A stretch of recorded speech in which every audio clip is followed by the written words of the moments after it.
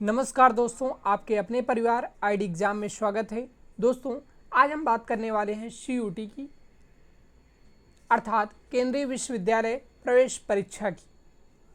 जो आज का हमारा प्रैक्टिस सेट होगा वो जीके जीएस का होगा और हमने सामान्य हिंदी, भूगोल, इतिहास, सामान्य जागरूक के प्रीवियस ईयर क्वेश्चनों को कवर कर चुके हैं।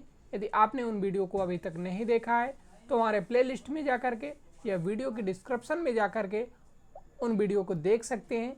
और यदि आप हमारे चैनल को अभी तक सब्सक्राइब नहीं किए हैं तो चैनल को सब्सक्राइब कर लीजिए, बेल आइकन को प्रेस कर दीजिए, जैसे भी कोई न्यू वीडियो आती है तो नोटिफिकेशन आप तक तुरंत पहुंचता है।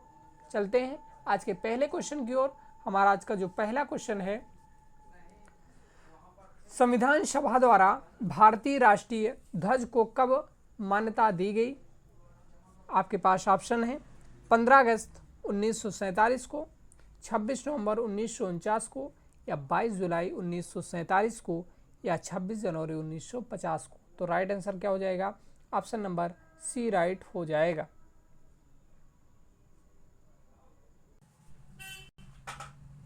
चलते हैं अगले क्वेश्चन की ओर। हमारा अगला जो क्वेश्चन है,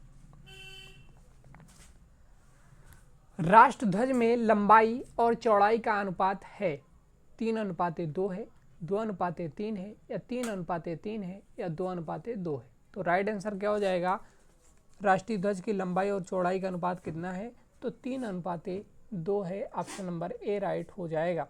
चलते हैं अगले क्वेश्चन की ओर। हमारा अगला जो क्वेश्चन है, राष्ट्रीय ध्वज में क्रमानुसार ऊपर से रंग है, तो ऊपर से रंग कौन सा है भाई? सफेद, हरा, केसरिया, हरा सफेद केसरिया, केसरिया सफेद हरा, या नीला सफेद हरा। तो राइट आंसर क्या हो जाएगा? ऑप्शन नंबर सी राइट हो जाएगा, केसरिया सफेद हरा। ऑप्शन नंबर सी राइट हो जाएगा। चलते हैं अगले क्वेश्चन की ओर। हमारा अगला जो क्वेश्चन है,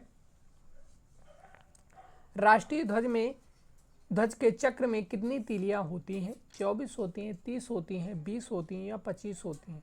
तो राष्ट्रीय ध्वज के चक्र में 24 तीलियां होती हैं। ऑप्शन नंबर ए राइट हो जाएगा।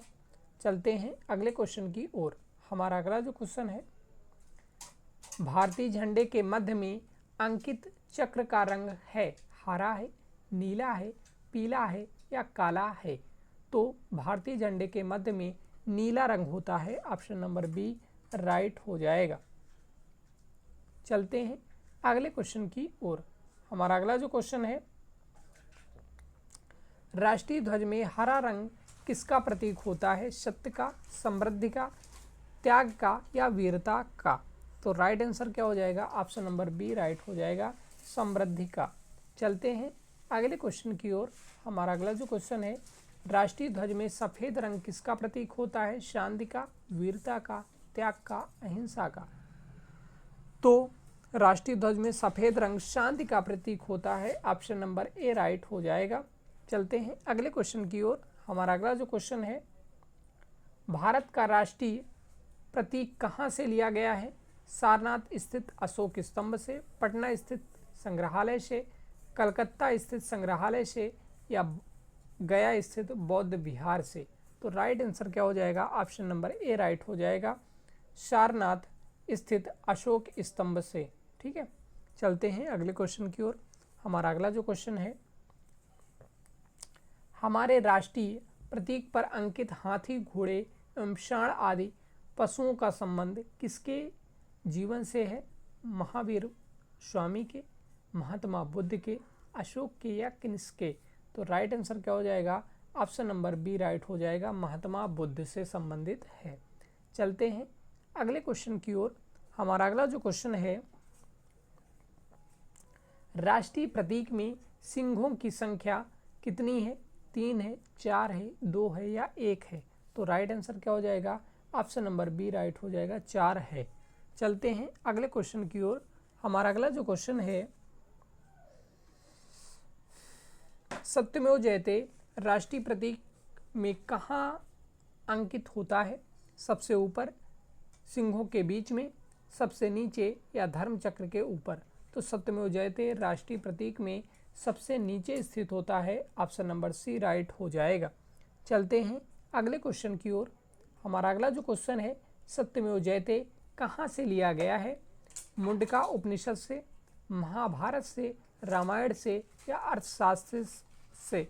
तो राइट आंसर क्या हो जाएगा? ऑप्शन नंबर ए राइट हो जाएगा। मुंडका उपनिषद से सत्यमेव जयते लिया गया है। चलते हैं अगले क्वेश्चन की ओर। हमारा अगला जो क्वेश्चन है, राष्ट्रीय प्रतीक को आधिकारिक रूप से कब मान्यता मिली?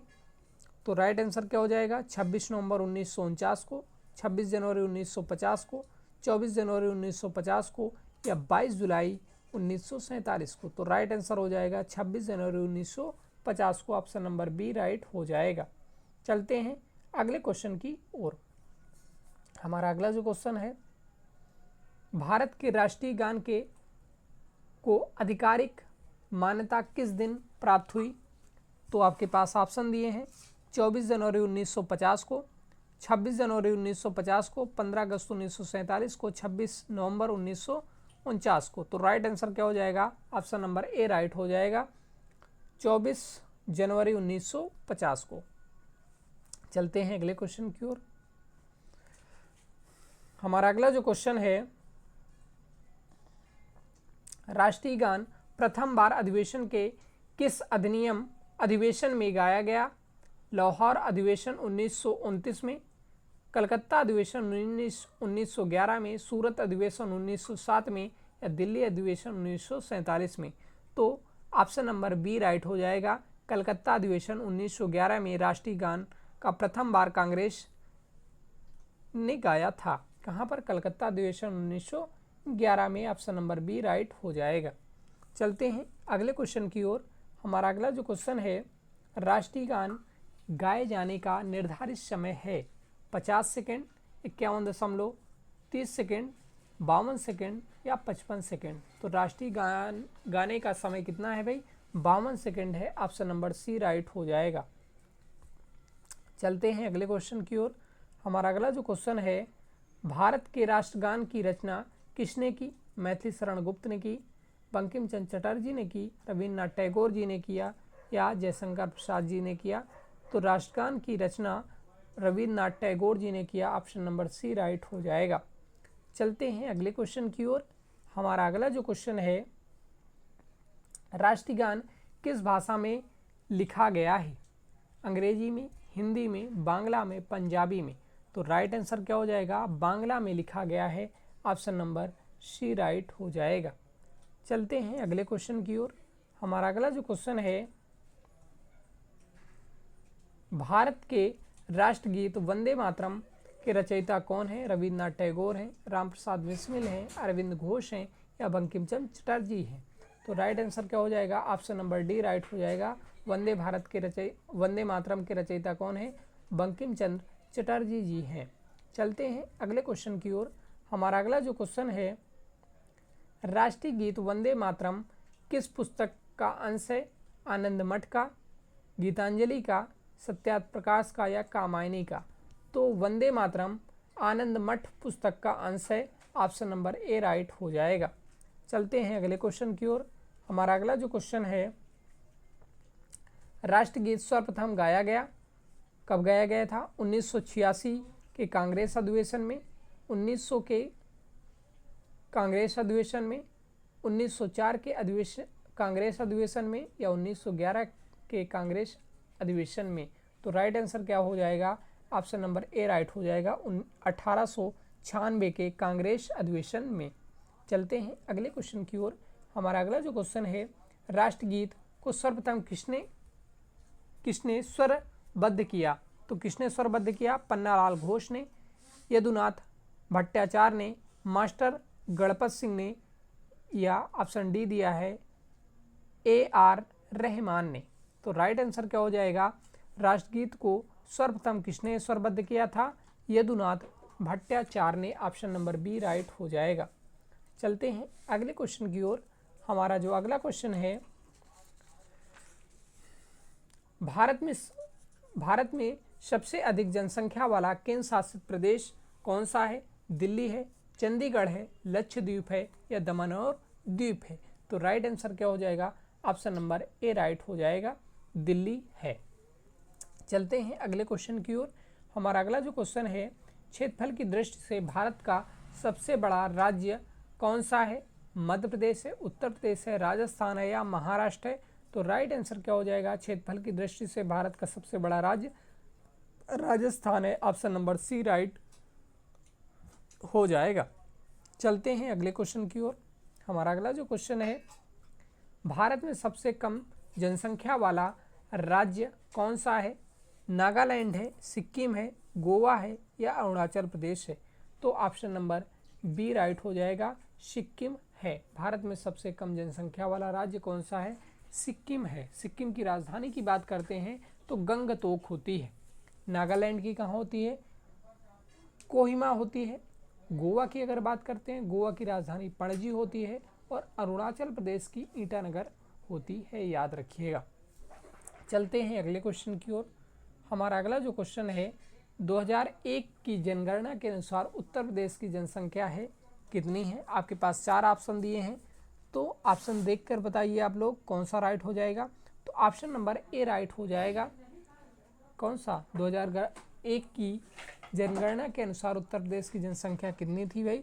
तो 16,60,52,859 जनसंख्या थी, याद रखिएगा। चलते हैं अगले क्वेश्चन की ओर। हमारा अगला जो क्वेश्चन है, क्षेत्रफल की दृष्टि से भारत में सबसे छोटा राज्य कौन सा है? सिक्किम है, गोवा है, अरुणाचल प्रदेश है, मिजोरम है? तो राइट आंसर क्या हो जाएगा, ऑप्शन नंबर बी राइट हो जाएगा। कौन सा हो जाएगा? ऑप्शन नंबर बी राइट हो जाएगा, गोवा है। ठीक है। सिक्किम की अगर राजधानी की बात करते हैं तो गंगटोक है, गोवा की राजधानी पणजी है, अरुणाचल प्रदेश की राजधानी ईटानगर है, मिजोरम की आइजोल है। याद रखिएगा, राजधानी भी आपसे पूछी जा सकती है। चलते हैं अगले क्वेश्चन की ओर। हमारा अगला जो क्वेश्चन है, 2001 की जनगणना के अनुसार देश की कुल जनसंख्या का कितने प्रतिशत भाग उत्तर प्रदेश में निवास करता है? 15.14%, 16.14%, 17% और 17.13% या 18.14%? तो कितना निवास करती है? तो ऑप्शन नंबर सी राइट हो जाएगा, 17.13%। ऑप्शन नंबर सी राइट हो जाएगा। चलते हैं अगले क्वेश्चन की ओर। हमारा अगला जो क्वेश्चन है, 2001 की जनगणना के अनुसार भारत की कुल जनसंख्या है। तो आपके पास 4 ऑप्शन दिए हैं, बताइए भाई 2001 की जनगणना के अनुसार भारत की कुल जनसंख्या कितनी है? तो ऑप्शन नंबर डी राइट हो जाएगा। ऑप्शन नंबर डी राइट हो जाएगा। कितनी है जनसंख्या भाई? 1,06,64,15,316। ठीक है, याद रखिएगा, आपसे पूछा जा सकता है। चलते हैं अगले क्वेश्चन की ओर।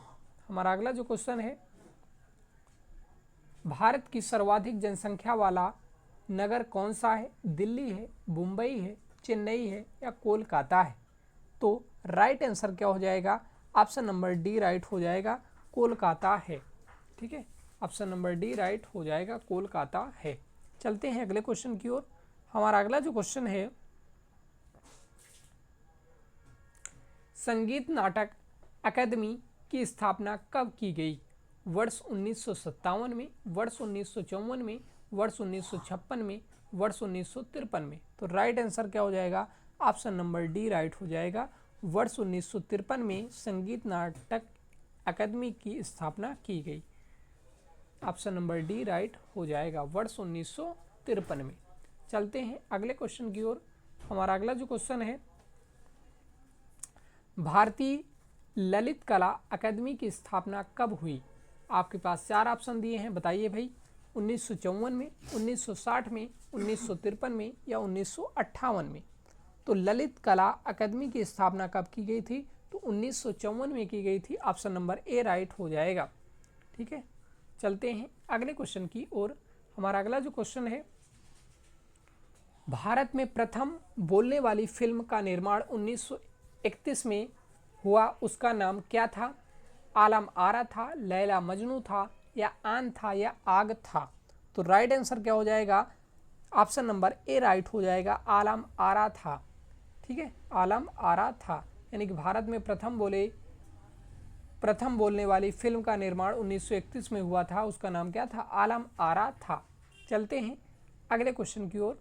हमारा अगला जो क्वेश्चन है, देश की प्रथम गोल्डन जुबली मनाने वाली फिल्म थी तुक्काराम, कपाल कुंडला, सावित्री या प्रेम सागर। तो देश की प्रथम गोल्डन जुबली मनाने वाली फिल्म कौन थी, तुक्काराम थी। ऑप्शन नंबर ए राइट हो जाएगा, तुक्काराम। चलते हैं अगले क्वेश्चन की ओर। हमारा अगला जो क्वेश्चन है, भारत में प्रथम पूर्ण रूपेण से भारतीय फिल्म का निर्माण 1913 में हुआ, उसका नाम क्या था, रानी लक्ष्मीबाई था, राजा हरिश्चंद्र था, या आलामारा था, या पुंडलिक था। तो राइट आंसर क्या हो जाएगा, राजा हरिश्चंद्र था। ऑप्शन नंबर बी राइट हो जाएगा, ऑप्शन नंबर बी राइट हो जाएगा। ठीक है, यानी कि भारत में प्रथम पूर्ण रूपेण से भारतीय फिल्म का निर्माण 1913 में हुआ, उसका नाम क्या था, राजा हरिश्चंद्र था, याद रखिएगा। चलते हैं अगले क्वेश्चन की ओर। हमारा अगला जो क्वेश्चन है, भारत की पहली रंगीन फिल्म कौन सी थी, कागज के फूल थी, किशन कन्हैया थी, या आन थी, या मिर्जा गालिब थी। तो राइट आंसर क्या हो जाएगा, भारत की पहली रंगीन फिल्म आन थी। ऑप्शन नंबर सी राइट हो जाएगा। चलते हैं अगले क्वेश्चन की ओर। हमारा अगला जो क्वेश्चन है, राष्ट्रीय पंचांग किस संवत पर आधारित है, विक्रम संवत पर, शक संवत पर, अशोक संवत पर, या कोई नहीं। तो राइट आंसर क्या हो जाएगा, ऑप्शन नंबर बी राइट हो जाएगा, शक संवत पर। ऑप्शन नंबर बी राइट हो जाएगा, शक संवत पर। चलते हैं अगले क्वेश्चन की ओर। हमारा अगला जो क्वेश्चन है, भारतीय पंचांग का अंतिम माह कौन सा होता है, चैत्र होता है, पौष होता है, फागुन होता है, या माघ होता है। तो भारतीय पंचांग का अंतिम माह फागुन होता है। ऑप्शन नंबर सी राइट हो जाएगा। चलते हैं अगले क्वेश्चन की ओर। हमारा अगला जो क्वेश्चन है, शक संवत पर आधारित भारत का राष्ट्रीय पंचांग कब अपनाया गया, 22 मार्च 1957 को, 15 अगस्त 1947 को, 26 जनवरी 1950 को, या 26 नवंबर 1950 को। तो राइट आंसर क्या हो जाएगा, ऑप्शन नंबर ए राइट हो जाएगा। ठीक है, 22 मार्च 1957 को। चलते हैं अगले क्वेश्चन की ओर। हमारा अगला जो क्वेश्चन है, भारतीय संविधान की 8वीं अनुसूची में कितनी भाषाओं को मान्यता दी गई, 14, 18, 10 या 15। तो बताइए भाई, भारतीय संविधान की 8वीं अनुसूची में कितनी भाषाओं को मान्यता दी गई, तो 18 भाषाओं को मान्यता दी गई। ऑप्शन नंबर बी राइट हो जाएगा। चलते हैं अगले क्वेश्चन की ओर। हमारा अगला जो क्वेश्चन है, निम्न में से किस भाषा को संविधान की 8वीं अनुसूची में सम्मिलित नहीं किया गया, जबकि वह किसी राज्य की राजकीय भाषा है, अंग्रेजी, सिंधी, उर्दू या संस्कृत। तो राइट आंसर क्या हो जाएगा, ऑप्शन नंबर ए राइट हो जाएगा, अंग्रेजी। ठीक है, चलते हैं अगले क्वेश्चन की ओर। हमारा अगला जो क्वेश्चन है, भारत में 10 वर्षीय जनगणना विधिवत रूप से कब आरंभ हुई। आपके पास 4 ऑप्शन दिए हैं, वर्ष 1872 में, वर्ष 1881 में, वर्ष 1901 में, वर्ष 1951 में। तो बताइए भाई, राइट आंसर क्या हो जाएगा, वर्ष 1881 में। ऑप्शन नंबर बी राइट हो जाएगा। यानी कि भारत में 10 वर्षीय जनगणना विधिवत रूप से कब आरंभ हुई, तो वर्ष 1881 में लागू हुई। चलते हैं अगले क्वेश्चन की ओर। हमारा अगला जो क्वेश्चन है, भारत में भाषा के आधार पर राज्यों का पुनर्गठन कब हुआ, 1950 में हुआ था, या 1966 में हुआ था, या 1947 में हुआ था, या 1956 में हुआ था। तो बताइए भाई कब हुआ था, तो 1956 में हुआ था। ऑप्शन नंबर डी राइट हो जाएगा। यानी कि भारत में भाषा के आधार पर राज्यों का पुनर्गठन 1956 में हुआ था, याद रखिएगा। चलते हैं अगले क्वेश्चन की ओर। हमारा अगला जो क्वेश्चन है, भारत में 28वां राज्य कौन सा बना? मिजोरम बना था, झारखंड बना था, अरुणाचल प्रदेश बना था या सिक्किम बना था? तो राइट आंसर क्या हो जाएगा? भारत में 28वां राज्य झारखंड बना था। ऑप्शन नंबर बी राइट हो जाएगा। अब इनकी राजधानियों की बात कर लेते हैं। मिजोरम की राजधानी आइजोल होती है। झारखंड की राजधानी की बात करते हैं तो झारखंड की राजधानी रांची होती है। अरुणाचल प्रदेश की राजधानी ईटानगर होती है और सिक्किम की राजधानी गंगटोक होती है। याद रखिएगा, आपसे राजधानियां भी पूछी जा सकती हैं। चलते हैं अगले क्वेश्चन की ओर। हमारा अगला जो क्वेश्चन है, भारतीय संघ में है, आपके पास 4 ऑप्शन दिए हैं। 22 राज्य 9 केंद्र शासित प्रदेश, 25 राज्य 6 केंद्र शासित प्रदेश, 24 राज्य 7 केंद्र शासित प्रदेश या 28 राज्य 6 केंद्र शासित प्रदेश एवं 1 राष्ट्रीय राजधानी क्षेत्र। तो राइट आंसर क्या हो जाएगा? ऑप्शन नंबर डी राइट हो जाएगा।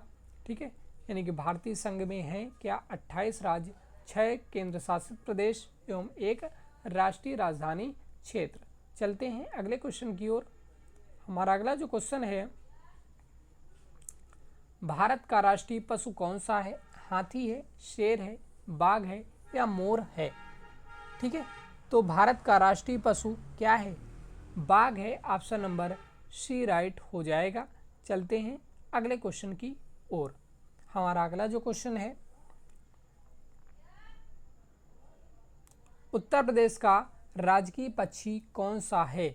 आपके पास 4 ऑप्शन दिए हैं। हंस है, काला तीतर है, सारस है, हरियल है। तो उत्तर प्रदेश का राजकीय पक्षी कौन सा है भाई? सारस है। ऑप्शन नंबर सी राइट हो जाएगा। चलते हैं अगले क्वेश्चन की ओर। ठीक है, ये उत्तर प्रदेश का राजकीय पक्षी कौन सा है भाई? तो सारस है, याद रखिएगा। चलते हैं अगले क्वेश्चन की ओर। हमारा अगला जो क्वेश्चन है, उत्तर प्रदेश का राजकीय पशु कौन सा है? शेर है, चीता है, तेंदुआ है या बैल है? तो उत्तर प्रदेश का राजकीय पशु कौन सा है भाई? बताइए। 4 ऑप्शन दिए हैं आपको। तो तेंदुआ है। उत्तर प्रदेश का राजकीय पशु कौन सा है भाई? तेंदुआ है। ऑप्शन नंबर सी राइट हो जाएगा। चलते हैं अगले क्वेश्चन की ओर। हमारा अगला जो क्वेश्चन है, मध्य प्रदेश का राजकीय पशु कौन सा है? बारहसिंघा है, बाघ है, हुंगल है या दूधराज है? तो मध्य प्रदेश का राजकीय पशु बारहसिंघा को माना जाता है। ऑप्शन नंबर ए राइट हो जाएगा। ठीक है, मध्य प्रदेश का राजकीय पशु कौन सा है? तो बारहसिंघा है, याद रखिएगा। चलते हैं अगले क्वेश्चन की ओर। हमारा अगला जो क्वेश्चन है, मध्य प्रदेश का राजकीय पक्षी कौन सा है? मोर है, हुंगल है, दूधराज है या कबूतर है? तो राइट आंसर क्या हो जाएगा? मध्य प्रदेश का राजकीय पक्षी दूधराज है। ऑप्शन नंबर सी राइट हो जाएगा। तो दोस्तों, हमने टॉप 51 प्रीवियस ईयर क्वेश्चनों को कवर किया है। यदि आपने सामान्य हिंदी, भूगोल और इतिहास, सामान्य जागरूक के प्रीवियस ईयर क्वेश्चनों की वीडियो अभी तक आपने नहीं देखी है तो हमारे वीडियो के डिस्क्रिप्शन में जा कर के या वीडियो के प्लेलिस्ट में जा कर के, चैनल के प्लेलिस्ट में जा कर के उन वीडियो को देख सकते हैं। और यदि आपने हमारे चैनल को अभी तक सब्सक्राइब नहीं किया है तो चैनल को सब्सक्राइब कर लीजिए, बेल आइकन को प्रेस कर दीजिए, अपने मित्रों में शेयर कर दीजिए। मिलते हैं नेक्स्ट प्रीवियस ईयर क्वेश्चनों के साथ। तब तक के लिए बाय बाय, टेक केयर, जय हिंद,